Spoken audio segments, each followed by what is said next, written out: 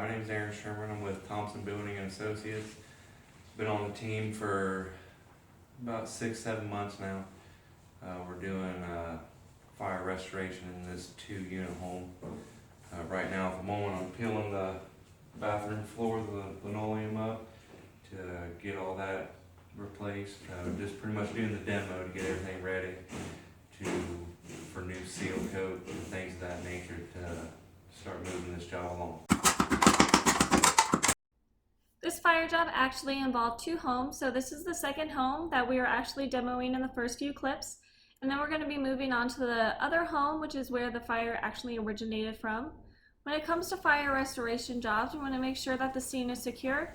So we always make sure we're tarping and boarding up the home so nobody can get in, and also nobody can either steal or damage any of the property inside as well.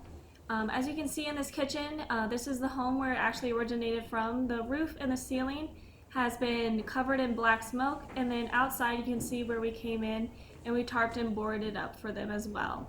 So when it comes to fire restoration, we can come in and secure the scene, and then we'll do all the mitigation work, and then we can also do the put back for you as well. So thank you for watching this 2-Minute Tuesday, and we'll see you next week. Bye!